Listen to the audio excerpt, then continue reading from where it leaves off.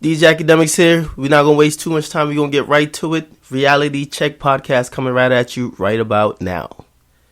So let's get right into it. Let's get right into all the negativity that's been going on recently. And first of all, oh my God, first and foremost, Chris Brown. Chris Brown arrested and charged for assault. If you haven't heard, the Howard Homecoming went down this weekend and everybody was out there, including Chris Brown. So Chris Brown was in the DC area and he was doing a couple of performances and appearances at clubs. When he was seen in public, he was approached by a female fan and he was taking pictures when he got photobombed by a male. Now, it's reported that Chris Brown looked at the guy and said, I quote, "I'm not into that gay shit. I'm into boxing." Something straight out of the playbook of Gucci Mane. And then went on to give the guy the serious case of the beats. Yes, ladies and gentlemen, gave that guy that work. Him and his bodyguard lumped the dude up, broke his nose, sent him to the hospital, pounded him out, showed him he wasn't about that life. But of course, to every action, there's a reaction. And then there's consequences. So Chris Brown and his bodyguard got arrested. And initially, it was going to be thought that they would be booked on felony assault, but then it was reduced to a misdemeanor. But however, that then could threaten Chris Brown to go back to jail for 4 years, being that it could be a probation violation in the 2009 incident that he had with Rihanna.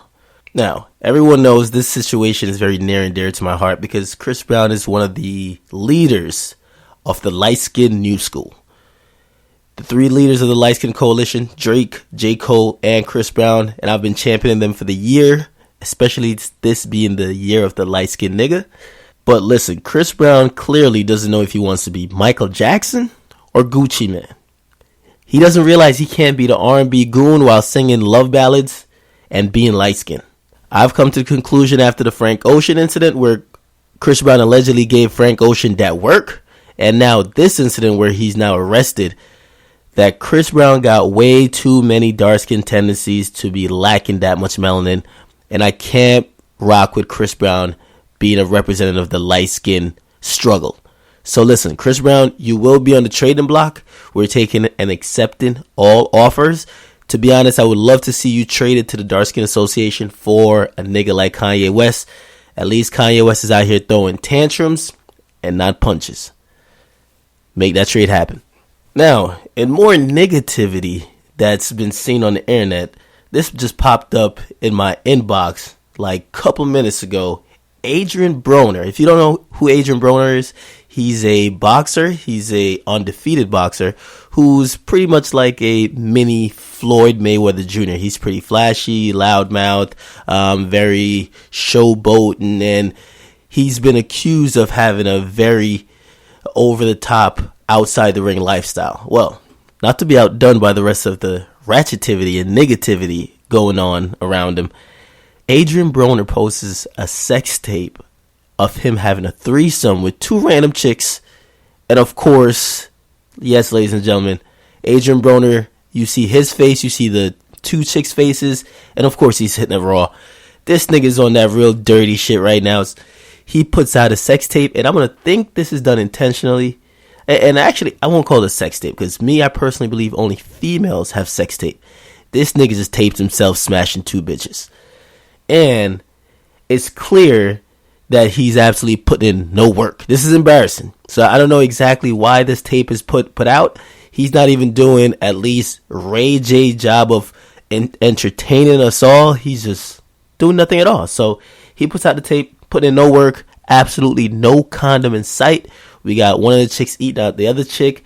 Looks like complete bullshit. It looks like STD being cultivated in some area of that vagina. It looks like it's kind of loose.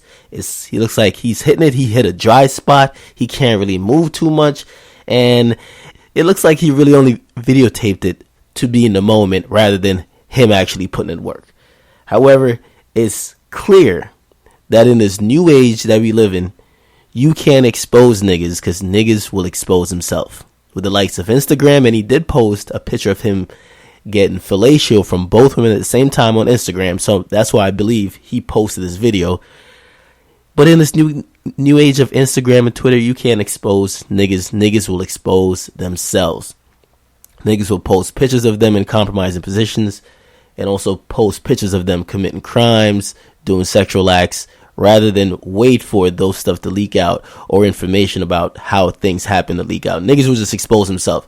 So, Adrien Broner on that classic nigga shit, and I gotta salute him.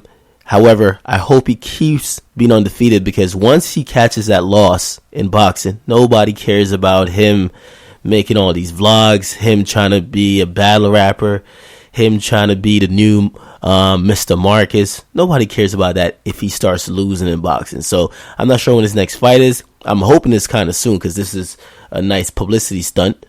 But if it's not, I don't know what the hell he's doing. But I hope he wins his next fight, that we could keep seeing the fuckery over and over again. Now, in other news, Future Vandross, you might know him as Future Hendrix, I call him Future Vandross. He has thrown his career into the bushes. He is now engaged to Ciara. So over the weekend, Ciara turned 28. She celebrated her 20th birthday in New York City. Future is also on the Drake tour, and the Drake tour hit New York City. So what a convenient time and place to then pop the question and get engaged. So Future hit Ciara with the question, gave her a 15-carat diamond ring. The same one that Kim Kardashian have, the same quality at least, and they're now engaged. Now, this doesn't spell too well for my man Future Vandross. Of course, I love seeing them try to make it work, get married, all that good stuff, but history has shown us, the evidence suggests that this will not end well. Ciara has been nothing but a virus to popular and successful musicians' careers. We saw what she did to 50. We saw what she did to Bow Wow. Only imagine what she could do to Future Vandross. Future did get her hot for a little bit by writing the song Body Party and getting her popping a little bit, getting her album out. But we'll see how long this relationship lasts. Actually, I hope it does last, because Future, that's my dude, and I actually do like Ciara, because I still believe somewhere, somehow, Ciara was singing to me in that Promise song. That's my joint. But we'll see how that happens. But of course, right now, Kanye got engaged to Kim, and now Future Vandross is engaged to Ciara. And woo! I watched Love and Hip Hop last night. Love and Hip Hop New York Season 4. The premiere was last night, and I'm not gonna lie, the bullshit, the ignorance, the fuckery was on hand. It's back, ladies and gentlemen. Of course, the New York edition cannot hold a candle to what's going on with Love and Hip Hop Atlanta. But until Stevie J returns to our Monday nights, we got a new Stevie J in the building, and we got Peter Guns, who's playing the role of Stevie J. So if you guys didn't see Love and Hip Hop New York last night that premiered, I'm going to give you the full breakdown of what happened. It looks like there's been some cast changes, which could be for the better or for the worse, but it looks like there's way more interest in people. So for the people who looks like they've been thrown in the bushes and thrown off the show, Olivia, peace out. Looks like she has gone into reality show retirement, and she was tossed in the bushes by Mona Scott, it seems, because she was nowhere to be found in the first episode. And also Kaylin Garcia. Kaylin Garcia was Joe Budden's girlfriend in season 3, but she is nowhere to be seen on season 4. I looked on her Twitter. She's like retweeting people saying she should come back. So I'm guessing she might want to be back on the show. However, Kaylin allegedly, or not allegedly, because I'd seen a damn video, Kaylin's over here hosting a twerk tour. And I'm not going to lie, it looks good. However, she's now on Love and Hip Hop New York season 4, it seems. The new additions to the cast, Peter Guns, as I said, is now starring rather than just a guest cast. He's in a starring role. He looks like he's taking over the Stevie J role, and he's brought in 2 other characters with him as well. So he's the new Stevie J, and he's brought in Amina Butterfly, who's now his side chick / wife. It's a little confusing, but Amina Butterfly, she's also an artist, and also his baby mama, Tara. So Peter Guns looks like he's bringing the new excitement into the show. Amina, she's a very pretty chick. She's talented as well. I definitely want to hear more of her. And of course, it's clear that Peter Guns, Stevie J suffer from what every man suffers from, and that's the side chick. The side chick always controls your life. Your main chick thinks she controls your life, but no, the side chick or the chick who's really in the cut, she's really controlling most of your actions and your movements. Of course, Peter Gunz is married to Tara, or not married to Tara. He's supposedly in some relationship with her, and they have kids together, so they also live together as well. But it is revealed during the first episode that he's married to the side chick, and the side chick even has his name tatted on her side or whatever. She's also his artist, and he's like banging her in the studio while like his baby mama is waiting for him to come pick up the kids. It's a whole bunch of fuckery going on, and I absolutely love it. I can't wait to see where this goes. This is my type of shit. Yandy's also back on Love and Hip Hop New York, and I'm not gonna lie, the snooze fest continues. I don't want to see Yandy and her core TV drama play out on VH1. Listen, when I turn to VH1, I don't want to see core TV. Let's hear about depositions, bail hearings. Let's talk through a payphone, and we'll hear a conversation with someone in jail. No, I don't want to hear all that nonsense. I want to see ratchetness, ignorance, and infidelity. I want to see somebody get shot, stabbed, slapped, jumped. I want to see all type of bullshit go down. So, Yandy, miss me with that. I still think you need your own show. I don't know why Mona hasn't given you your own show yet. But Yandy, in the first episode, was teamed up with my homie, Rich Dollaz, and they both now have a quote-unquote record label. So, Yandy and Rich Dollaz teaming up. Rich Dollaz, of course, if you guys remember from last season, he was an integral part of the whole season. He's back again, and he's back probably going to be on that bullshit. So time will tell, but he's back teaming up with Yandy for a record label. Not only that, we have Erica Mena that's coming back in, and of course, oh my God, she's looking so fine. As I said, I keep telling everyone, I keep saying this on Twitter, the weakness of every nigga is a Spanish woman. Black chicks, don't be fooled. Niggas will lie to you to make you feel good. But a nigga is weak in the knees for Spanish chicks. That's just how it is. Can't change it. That's how it'll continue to be. But Erica Mena, she's looking fine as ever. She might not have a lick of talent singing. Maybe her talent is in stripping or making a sex tape or something. But clearly, she is fine, and she's just a dime piece for us to see. She also announced that she's no longer into men. She switched sides. Surprise, surprise. And now she's dealing with women. Yeah. I'm not going to comment on how valid I think that is, but salute to her always having somewhat of a storyline, remaining relevant, and not tossed off the show like Olivia and Kaylin. So, big shout out to her for that. Also, it is seen a sneak peek of Saigon, who wasn't really featured on the first episode, but he'll be on the next episode. And of course, the man who will sweat and sweat and sweat. We got my man Joe Budden still on the scene, and of course he's back with Tahiri. Everyone loves Tahiri, right? So Tahiri's back on, and they're back in a relationship trying to work it out. And Joe Budden's still on that yin-yang whisper flow type of voice. He's still in that calm zen type of mood, and he's handling it like a pro. So big shout out to Joe Budden. We all know that Joe Budden knows how to navigate through reality TV, that it doesn't portray him as anything than what he actually is. So shout out to him. So, and my favorite scene, or actually one of the most like idiotic scenes to me, was Peter Gunz getting caught out there by his baby mama with his side chick / wife, if you guys understand that.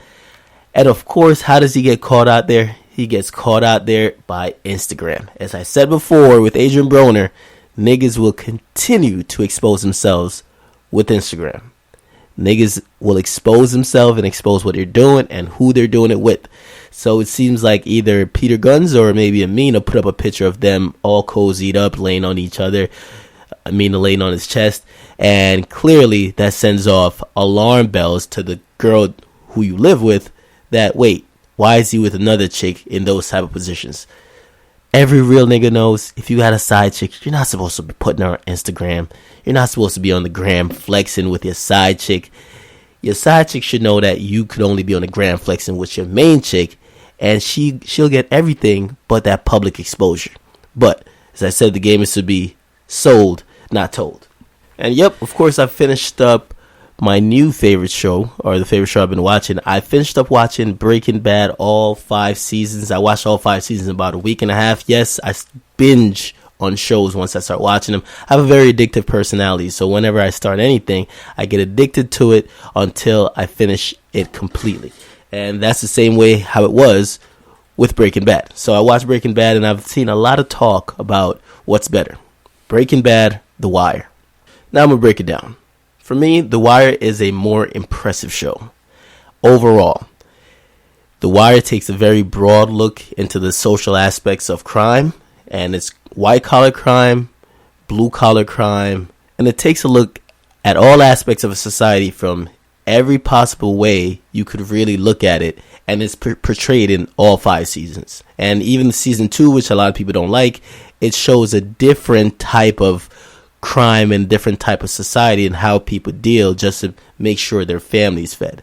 And also even season 5, which people said was underwhelming, it also shows another side, which is the media. With Breaking Bad, it's a lot more fast-paced. It's focused mainly on Walter White. It's not really focused on each individual person and their story, really. Breaking Bad is definitely more fast-paced. The Wire, at first, it seems like it's a drawn-out thing, but it's not really drawn out. It's something that really makes you think. It's a masterpiece, at least to me. Breaking Bad, while it does great justice to Walter White, I felt like even the season finale and the last season left a lot of holes that I would like to know about. Like, for example, I would want to know what happens to Jesse afterwards. I want to know what happens to his family. I want to know what happens to the DEA and like the other workers there, and also what happens to Hank's wife. So there's a lot of unanswered questions that's left there, even though it could have been just a open ending where it's left up to your own interpretation.